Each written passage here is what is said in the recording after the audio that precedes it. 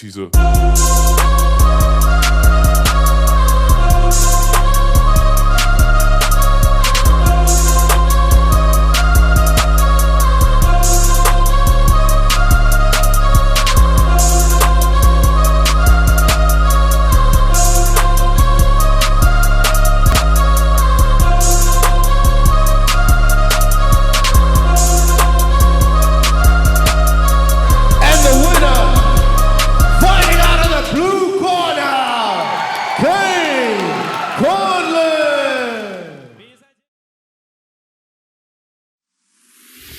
The Combat Cast, episode 14, featuring Kayne, Insane Conlan.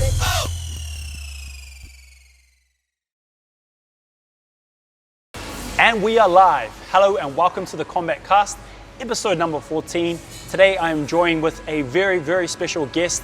He has been dominating and leading the way in the Oceanic region in terms of Muay Thai, kickboxing, and now recently he has moved into bare knuckle boxing. So it is with great pleasure and great honor that I would like to welcome Kayne, Insane Conlan, to the show. Thank you, man. Thanks for having me today. Yeah. Legend, bro. Pleasure to be here. Yeah. Thank you. All right, so to get things started, Kayne, I just want to ask, how did your journey in martial arts begin? Oh man, it's making me feel old. So I started around 17 years ago now. I was in secondary school. I was in my last year of intermediate, and all throughout my childhood, my uncle was he was a very renowned MC in New Zealand at the time. So he used to take me to fights. 4 years old, 5 years old. I used to be the bellboy, and so I was introduced to the sport at a very young age. And back then the sport was also very different. So it wasn't like kind of getting taken along to a soccer game, you know. I was getting taken along to full-fledged fights, like being up close and personal, and it was like this really intense experience for me. So I was kind of introduced at a young age, and my uncle then asked me one day, you know, you should come along and have a train.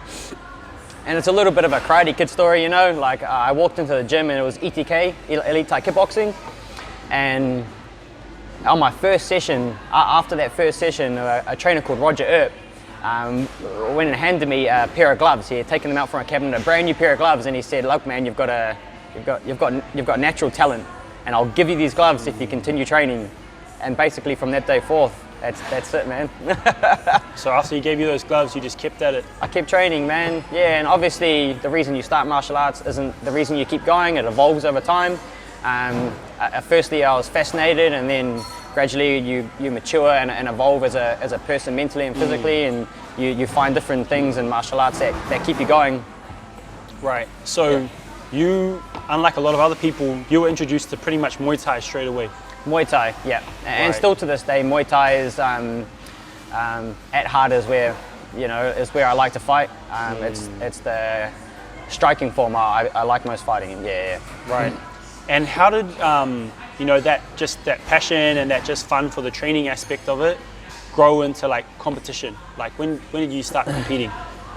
I trained at ETK for 2 years, and I didn't compete in that time. It was purely training, and I was kind of just sort of like figuring out if I actually liked fighting or not. You know, I really enjoyed the training, but I hadn't really kind of thought about actually competing properly at that stage. So at the time I was 12, so from 12 to 14 I was training, and the gym I was training at moved further and further away, and then I looked more locally for another gym, and that's when I found Strikeforce, and that's where I've remained for the past 13 years. And it was Aaron Boys which really introduced me to and really introduced the idea of, hey man, do you want to compete? You've got the skills. And so yeah, he introduced me to the aspect and kind of like planted the seed, like, I want you to fight. And then it became kind of like a real experience for me, because the training changed, my mentality changed, and I wanted to fight and not just train. Right. So you've competed now in quite a few different martial arts, you could say. I mean, I know that you've done kickboxing, boxing, Muay Thai, and now more recently you've done lethwei or bare knuckle boxing. Yeah. Just talk us through some of those, the differences in the martial arts and competition in each one.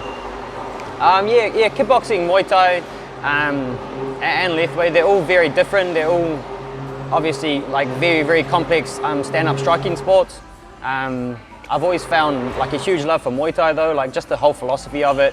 Yeah, the respect, the passion that I find is more in Muay Thai than kickboxing. It holds true to its values and moral. Lethwei is a different experience on its own, but yeah. Okay, cool. So, you know, just going back to lethwei, I mean, you know, having competed in all these different martial arts, how would you say that it kind of compares from like a mental standpoint going into a lethwei fight than going into like a Muay Thai or kickboxing or you know, just a boxing fight? Yeah. So my first lethwei fight was in Japan, in Tokyo, and that was an experience on its own. You know, like to fight in Tokyo, especially in the Korakuen Hall, which is a famous hall in Tokyo. It's where the likes of, you know, Mark Hunt for Ray Sefo, you know, so, and they've got their pictures up on this hallway when you're walking down of all the great K1 fighters. So walking down that hallway actually gave me chills, you know. So it was pretty special to even be fighting there. And then you're going into a bare knuckle contest, and in reality, it's not too much different in preparation. The training's quite similar. Lethwei, in essence, its style wasn't that much different from Muay Thai. It's the pace is quite similar, and the styles are quite similar as well. You just have to kind of adapt to the no gloves, and for some people that could be a little bit daunting and a little bit scary, especially with the aspect of headbutts. You can use a ninth limb. It's called the art of 9 limbs. But yeah, I feel like I adapted quite well to it, and the lead up to the fight and on the night, it actually didn't feel too much different to a kickboxing and Muay Thai fight. You know, yeah, the feeling was still the same. Sorry, and I still prepared myself the same. You know. So talk us through a little bit about the fight itself. I mean, when you're actually in the ring, did it feel just like another fight? It actually didn't, to be honest. And I don't know if that was a combination of the style of fighting and the crowd in Japan, because the crowd itself is quite electric. It's a different vibe there, like entirely. So I guess that added to the whole kind of. What about fighting in Japan, bare knuckle boxing, and fighting in, was it Myanmar? In Myanmar, in Myanmar. The national sport, obviously, of Myanmar is lethwei. So, no, it was actually a totally different feeling. The stadium in Myanmar was amazing. Another aspect I found quite cool is there's no drinking. So, no being no alcohol at the stadium. There was purely, I think there was roughly around 5,000 to 7,000 people there, purely there, just kind of like enthralled by the sport itself. So that was quite a different atmosphere there, and it was also quite raw. The changing rooms were very bleak. You know, there was like cold concrete. You know, there was no toilets. You know, like it was a bit weird. Everything was quite raw. When you get your hands wrapped, you have to sit face to face with your opponent. So like we are now, and you have to watch each other get their hands wrapped. So you're looking into each other's eyes. To make sure no one puts stuff inside or something like that. Because there has been cases where people have put stuff inside their wraps before. So it is bare knuckle boxing, but you do get basically 2 kind of rigid crepe bandages to put over your hands. Right. But generally your knuckles are still exposed, but you have to make sure that that's apparent in front of your opponent. So that was quite a weird kind of experience. Yeah. Sitting face to face in a whole row of fighters with your opponent. It was a bit buzzy. Bit of a mindfuck, eh? It was, man. Yeah. But so that was a cool experience. So just going back to Japan. Yeah. You know, you said something quite cool. You touched on it before. Walking down that hallway as you go out to fight, and seeing like Mark Hunt and Ray Sefo's photos. Yeah. And you know, just I guess referring back to like the lineage of like combat sports in New Zealand. Yeah. Now you said it gave you like chills down your spine, bro. It did, man. That's a freaking amazing experience right there, isn't it? It was, man. It was, and I feel like carrying the New Zealand flag in Japan still holds some value as well. Like, I had a lot of people coming up to me after the fight, you know, just screaming like New Zealand, New Zealand. Even people were going like Mark Hunt or like Ray Sefo. So they're still very much like they're still remembered like in Japan. And carrying the New Zealand flag over there, they remember that. So I suppose like, I don't know, being a Kiwi fighter and kind of like wearing the flag and taking that to Japan where we're still remembered, that was cool. That was really cool, yeah. Wow, that's so cool, bro, that's so cool. Okay, so, you know, just looking at the holistic kind of like outline of your career and all the shows that you fought on. Yeah. You fought on some really big promotions, like obviously this one, the bare knuckle boxing, you fought in King of the Ring, you fought in China. You know, talk us through. I mean, are there any particularly memorable fights that you've had that you look back on and you're like, wow, that was like a really like memorable fight for me, you know? Oh man, we're gonna be here a while. There's been heaps, man. Okay. There's been heaps. There's definitely fights that stand out to me, and not just because of how the fights went themselves, but I think fights are also made in the lead up to the fight. You know, things that have happened before and after the fight as well, which I feel make it memorable. So we'll start off with one in New Zealand, in Auckland. That was in King of the Ring. It was an 8-man competition, so I mean, I think everyone's pretty well versed in what an 8-man competition is. I had fought once that night already, and I was heading into the semi-finals, and me and my next opponent had very tough fights already. So we're heading to the semi-finals a little bit bruised up. I remember not being able to move my jaw, and I was trying to chew gum to try and get some movement back in my jaw, and this is seconds before I'm about to like go on to the next fight. Shit. And you can see on the camera, on the TV as I'm walking out, you see me spit some gum out, and it's a little, and I'm kind of like walking into this fight, and you know, it's just like, it's kind of like those moments where, which I love about martial arts and fighting, is you just got to man up, you know, and it's experiences like those, going into a fight with damaged ribs and a jaw you can barely move, and and then I went into that fight. So who'd you fought before that? I fought a guy called Pamipi Naronoa, which is a very, very top New Zealand fighter. He holds a lot of current titles against the best in New Zealand, and he's also had wins over my opponent, which I was next fighting in the semi-finals. Alexi Serapisos was his name. He's a very top fighter. And Alexi had fought Sonny before that, and he fought Sonny Vanathi, one of the other, kind of like he's a legend in New Zealand, you know. So we both fought very tough opponents, and going into the semi-finals, we both had really tough challenges in front of us, and the fight itself was awesome. Like, went the distance, went 3 rounds, and it actually was a draw. So my ribs got fractured during that fight. So I had a jacked jaw. I had kind of like broken floating ribs. And then I went an extension round. So it was already our second fight of the night, and then it went an extension round. So and that was a very memorable fight for me. It was a war, and me and Alexi have actually talked about it, and we both like remember that fight as one for the books, you know. So that was really cool. Kayne Conlan versus Alexi Serapisos. If you haven't seen it, go watch it on YouTube. It's on the King of the Ring page. It's an amazing fight. I remember watching it live and just being like, go, come on! From Thailand, I was in Bangkok streaming it. You know, if the internet went, I was like, no! It was a cool fight, man. And the weight class was a lot lower than what you usually fight at, so that did play a little bit into the first fight and the second fight, obviously with attrition and stuff like that. But it was a wicked fight. And a really cool one that I remember for a long time. And Alexi went on to win King. And then Alexi edged me. Sorry, in the extension round, he edged me and went on to win his last fight as well. So yeah, that was cool. Yeah, that was a war. Any other ones? Yeah, man. There's been another King in the Ring fight as well. There's actually one particular guy called Nick Taylor. This was in the 68 kilo King in the Ring, so another 8-man competition.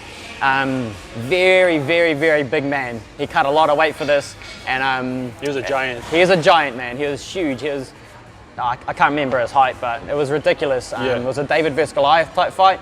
And lucky me, I picked him in the first fight. You know, of course, I got him fresh. Which I could see the relief on all the other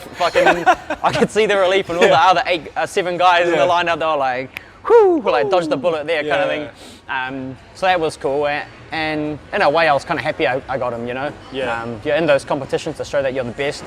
But it was just a bad fight to start with, because win or lose, you're going to come out of that fight with a lot of damage, just given the sheer size of the guy. So I won that fight, and that was cool. I think a lot of people had me getting beaten in that fight just because of the size. He's a very technical fighter as well. He wasn't just big, so you got skill and size. But yeah, I put in a really good performance and won that night. So, and that was my first fight, also coming back after a knee surgery. So that was also a win on its own for me. That was a memorable fight. Yeah. It's interesting though that you say that, you know, a lot of people wrote you off, because for me, when I see that, I look back across your career, because, you know, I'm quite familiar with it, and I know that from, you know, pretty much almost your first fight, you're versing a guy that's like taller than you, bigger than you, yeah, man. You know, and you keep going and you move on from there. You know, you fight for a title again against a guy that's like 6'3", 6'4". You know, throughout your career, you've been basically put up against people that are much taller than you. And I feel like you have a frame that's designed to take those people out. So you know, I was kind of like, okay, Kayne's definitely gonna win this one, but like you said, how much damage are you gonna sustain from that fight? And yeah, exactly. You're not wrong, man. Like I'm not like, it's not uncommon for like when we started fighting. We were used to fighting bigger guys and older guys. We started fighting at 13 years old. Yeah. And my first fight, I remember actually, I was dropping my nuts, man. Like this guy was like, had at least like 7 to 8 kilo on me. Yeah. And it was my first fight, and I was saying to my coach, like, man, am I fighting this guy? Like, and he was jacked. Yeah. He was jacked. I was like this weedy little like white boy with cornrows, and I was just like, what the fuck, man? Like, is this my first experience? I'm gonna get a hiding. And I was like, my coach was just like, you know, if anyone knows Aaron Boyce, he's like, we're here now, let's go, like, just, like, he'd actually come up from the South Island, I think, so we didn't see him weigh in, right? We didn't see him weigh in or anything. And man, I was like, what was I, like, 14, and this guy was 28 years old and jacked, like, I'm talking, he was a big boy. Yeah. And I actually ended up, I was an exhibition fight, so draw, but I felt like you won. I definitely won the fight, like, if it was scored. And I won some little award that night, like Bulls of Steel or something, you know, like I got like a trophy and some gloves and stuff. Yeah. So that was quite cool, and I feel like that actually really like forged like a good mental toughness in me from day dot. I had this like this fight that I was really afraid of, and then from then on, fighting back in the day was a lot different. Right now, kids fight kids.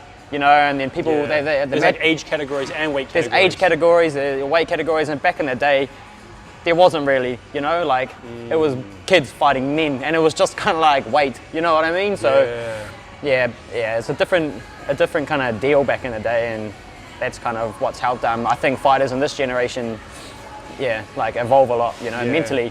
Right. Yeah. Interesting. Yeah. Very interesting. And I guess that's a point to be made. I mean, I guess there are, you know, risks involved when kids fight against men and stuff like that. But man. I mean, it's worked out in your favor. So. Oh yeah, it has. You gotta risk it to get the biscuit. Gotta risk it to get the biscuit. Yeah, you heard it here. I remember, man. It was like, I think it was even my second or third fight. We've actually talked about it before. Yeah. Again, just like skinny little weedy white kid with cornrows, and then I see my opponent again. It was like a late. I was like, hadn't really seen my opponent. I saw him on the night, and he's like tattooed from like neck to like toe. Like mayhem tatted across his chest, and I'm like this little kid that's just coming out of like just going into high school, and I'm kind of like, what the heck, man? Like, and again, that was another fight I ended up winning, and again, building on that kind of, so it was a cool start to my journey in fighting. It was a tough but very, very cool start. Wow. Yeah, it was choice, man. That's cool. So if we look back across all the fighters that you fought, I mean, you fought like some of the best international fighters, and you've also fought some of the best oceanic fighters. I mean, from a like kind of, and you fought a few Thais now as well, which is awesome. From a kind of like a skills and like experience perspective, who would you say have been your kind of like most challenging fights? Like technically? Yeah, technically, or just overall, just experience. There's been a couple, man, and I'll definitely have to say the Thais I fought were 100% the most technically challenging fights I've encountered so far. Like Singapiak, he now resides in Australia. Just recently he's had wins over like Simapich Fairtex, which is one of the best fighters in the world right now, fighting in one championship. And he beat him like in a very cool fight.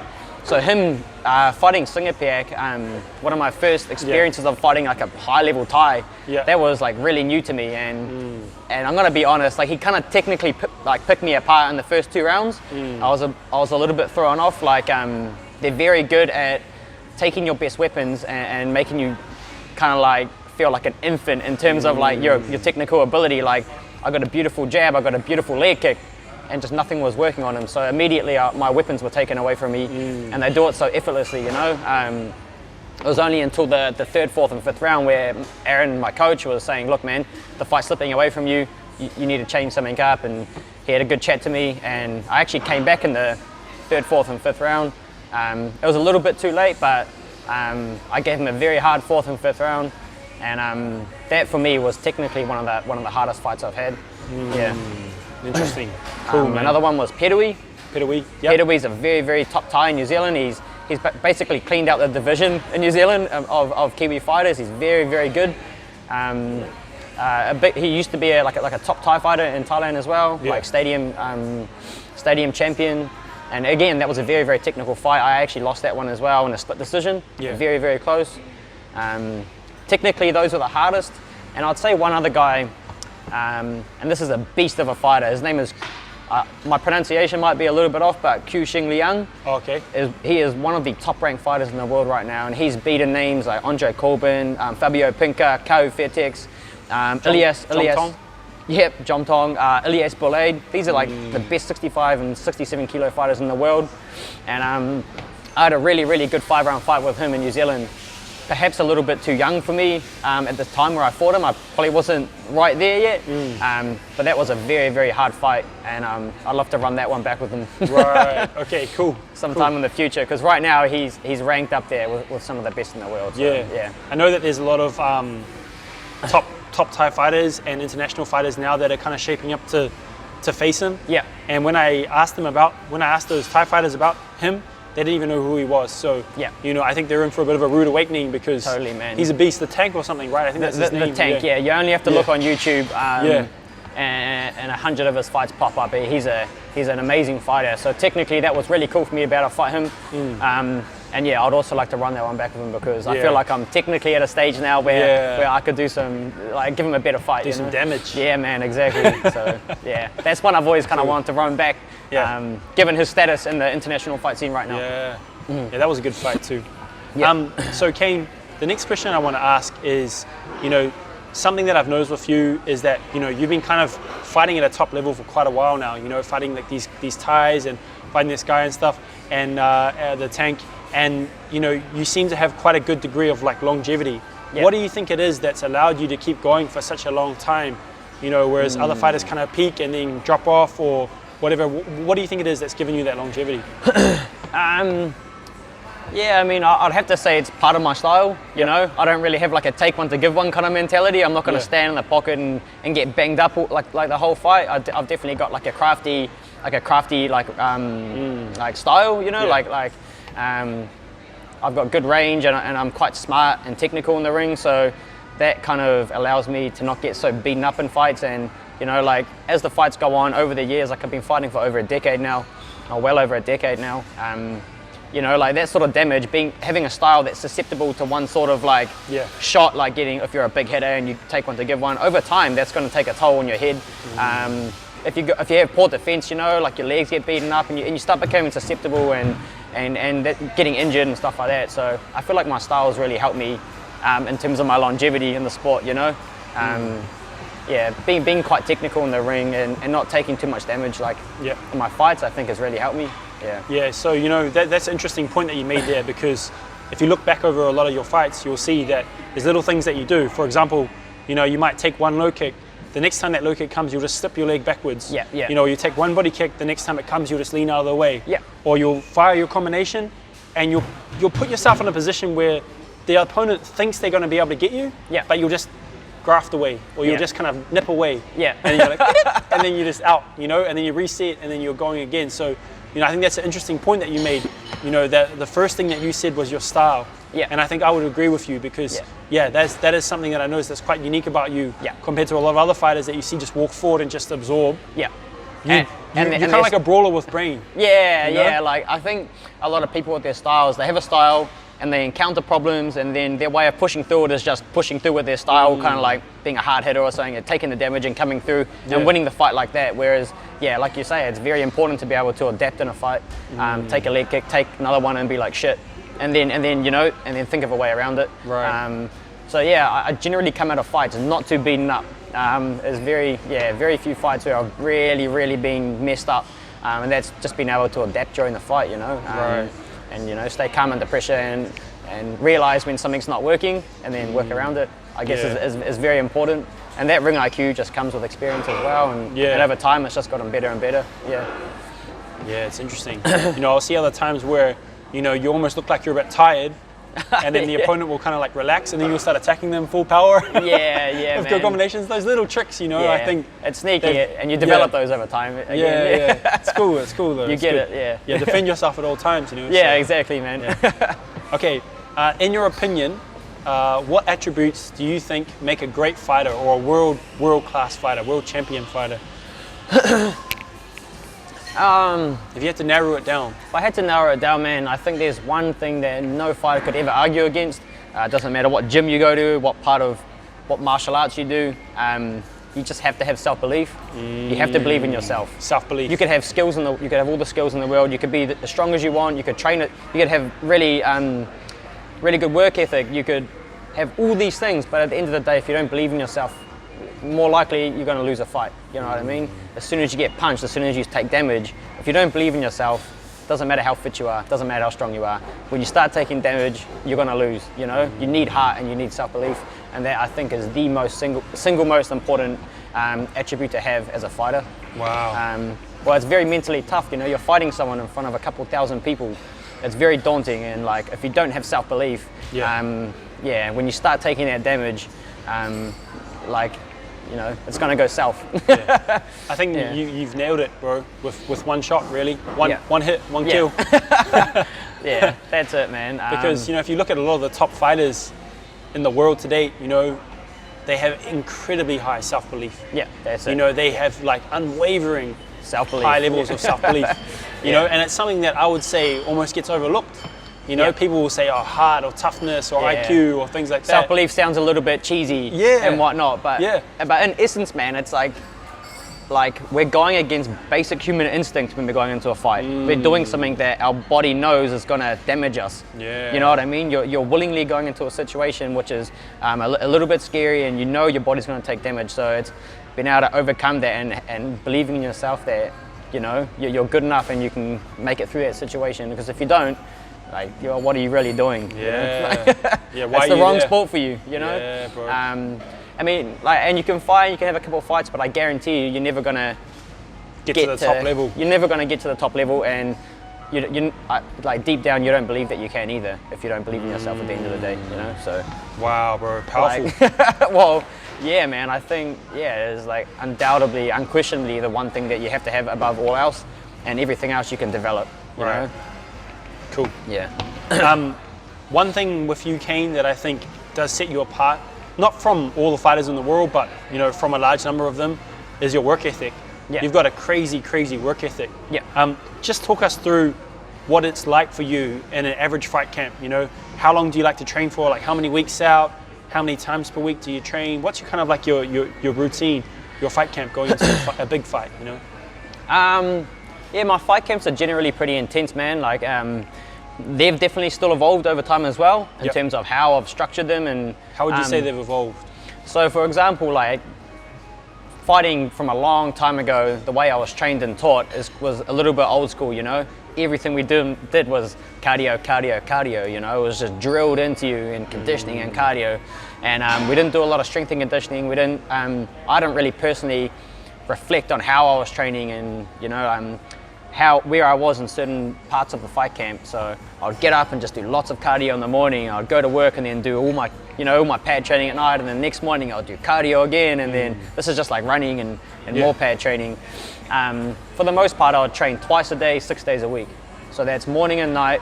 So 5 o'clock in the morning I'd get up, or 4:30, I'd do an hour's training, I'd have a shower, then go to work, and then I'd do my training at night. So I think after a while, it's a little bit too much, and I started overtraining. It was only in recent times, and I've had the pleasure of working with trainers like yourself. Thanks, that has really kind of introduced me to the idea that you can overtrain and you can work too much of one system. And so my last training camps, I tapered a little bit, and I was doing more strength and conditioning, and kind of breaking my training up and scheduling it better, having a morning off once in a while, you know. And my last 2 training camps were really good. Just with that added strength and conditioning, you know, tapering down the cardio and not just drilling that so much into the brain. Like, you don't have to get yourself completely exhausted to get a good workout kind of thing. And I think a lot of fighters these days still think that. If they're not getting exhausted and sweating, then they're not benefiting or moving forward. When I've found that it's not true. So yeah, it's cool, man. Yeah, over the years, like, the training camps are always very intense, but yeah, it's cool how I've watched them evolve as well over time. So, you know, I 100% know what you're saying. I think there still are a lot of fighters out there, maybe not at the elite level, but they definitely have that mindset of, like, if they're not like getting their heart rate through the roof, pushing themselves to failure, they're not Yeah. actually training properly. They're you not know? training properly. Yeah, which is kind of like an old school mindset, I'd say now. Yeah. What do you think it is or why do you think it is that the fight camps have started to evolve in the way they have, you know? Like, why do you think it is that yourself and a lot of other fighters are starting to change the way they train? I think it's happening on an international level, you know, like everyone is becoming better, like stronger and fitter, and like you really have to adapt to keep up with them, you know, like you start noticing in fights like, man, these guys are strong. And I think it's quite evident in like Thailand. You're getting these foreigners, man, that are really implementing strength and conditioning into their training, and they're bringing a whole new level of athleticism to Muay Thai and fighting, and everyone's kind of like catching up now as well, you know. We can't just run every morning, you know, and then do like pad training and then expect to compete with these guys that are building muscle and really utilizing their fast twitch fibers and all these different things which come along with the benefits of strength and conditioning. So I think that's why I've started to learn as well. When you get better and better and you face better competition, like you have to up your game up. You can't just do the same things. In all areas. Exactly, man. You'll plateau. You can't just do the same training camp like over and over again without evolving it or changing it and expect to get better, you know. So I think that's a big thing. When the competition level goes up, you have to up your game up as well, and you have to try and stay ahead, you know. So you have to stay open-minded to all these things. Yeah. So staying open-minded is a big one. Is a huge part of it, man. What do you think it is, Kayne, or what advice would you give to younger fighters coming up, just in terms of their training camps? You know, is there certain things that they need to look out for? You know, like from an overtraining perspective, or from overall just what they're doing perspective? Like, is there anything you'd give to them? Yeah, I think so, man. I think a lot of young fighters are, I can't speak for everyone, but I can speak for myself. And when I was a young fighter, I didn't actually really think about what I was doing at the time. You know, like, what did I actually want to get out of it? I think I was just fighting because I like fighting. But I think it's quite good to self-reflect quite a lot and actually think, what are you fighting for? Are you doing it for a hobby, or do you actually want to get somewhere? And I'd really encourage young fighters to maybe reflect and be like, shit, what do I actually want out of this? And I think that'll change the whole complexity of a training camp and the way you go into it as well. What about just in terms of like advice for people that are kind of up and coming, like younger fighters that are up and coming, you know, and they're looking up to you and they're like, man, I want to be like Kayne Conlan, you know, I want to be fighting on these big shows and stuff. Yeah. Like, what advice would you have to them if they want to get to your level? I'd say like everything comes with experience. So I think if you really want to get to that level, you have to put in the work. Like, there's one saying I really like, and it's nobody cares, do the work. You know what I mean? You have to be dedicated. You have to get up in the morning. You have to train. You have to train like a champion before you become a champion. You know what I mean? Yeah. You don't just train to have a fight. If you want to be a champion, you train like it from your first fight. You know? And that's a mentality you have to carry throughout your whole career. Otherwise, you just won't make it. You know? If you want to be a champion, you have to train like a champion from your first fight. That's it. You got to. That's a good. Yeah, you good can't piece just of train advice. for a fight. You know, you got to train like as if that first fight or second fight or third fight is a title fight. You know what I mean?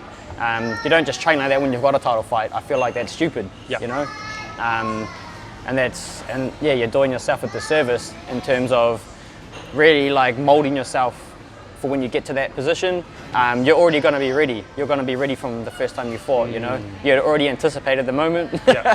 You know what I mean? You've been training to hold that belt. You've been training like a champion. You've been training like a champion. So when you fight for the title, it's going to be no different. You're going to be ready for that moment. Just like, and you got to keep doing that throughout your whole career. You fight to be a New Zealand champion. I've been, you know, and then you got to think, I want to be a world champion. You got to train like that throughout your whole career. You know. You heard it here first, guys. Kayne St. Conlan has spoken.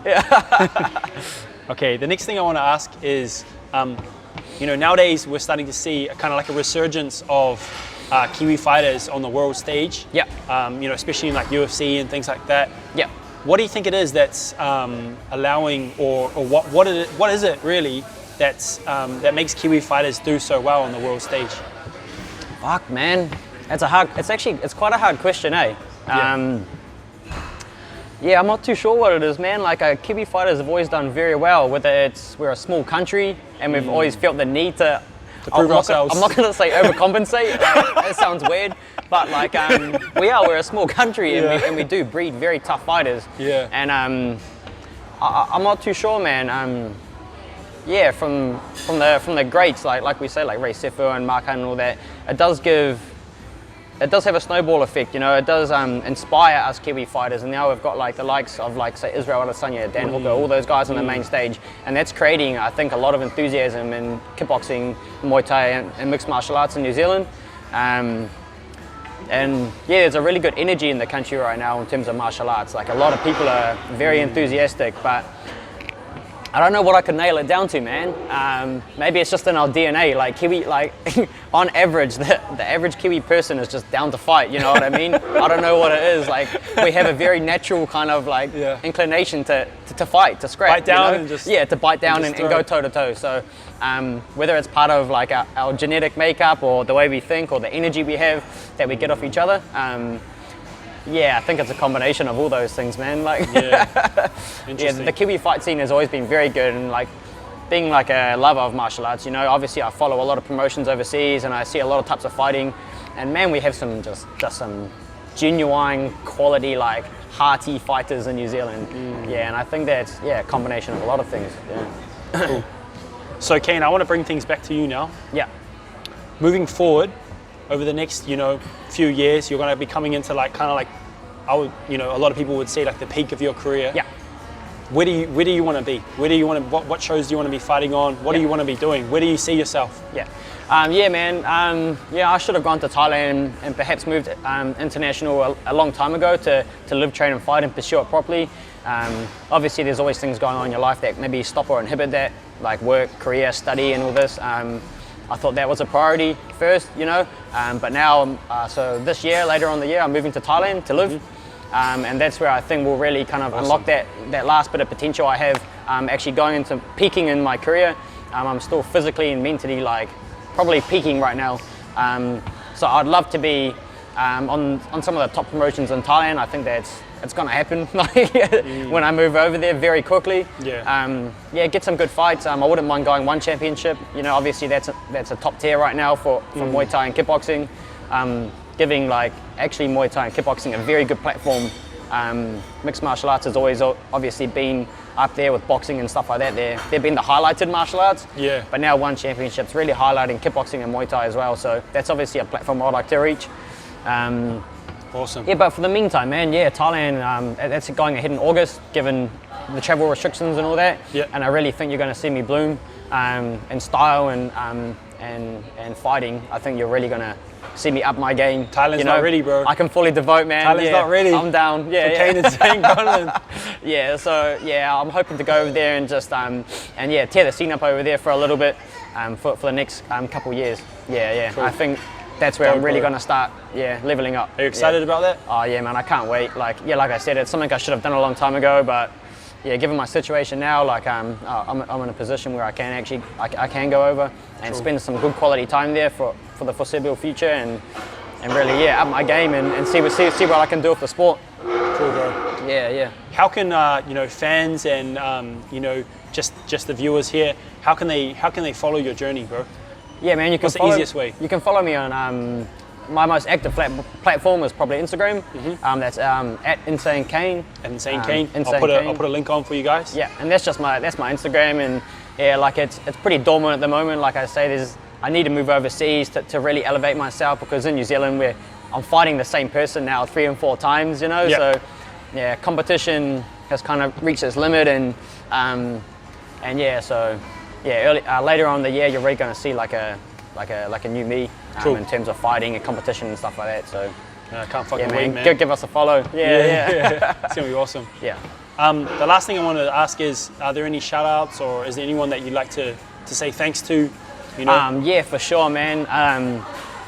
Firstly, the People's Gym. It's where I do all my strength and conditioning. They've followed me and supported me from day dot, through thick and thin, losses and wins. They've always had my back.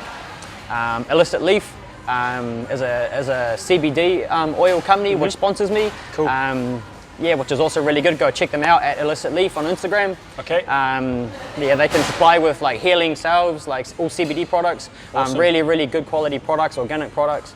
So that's also really helped me as well in recovery and stuff like that. So they've been a huge help to me. My gym, Strike Force, obviously, my coach Aaron Boys.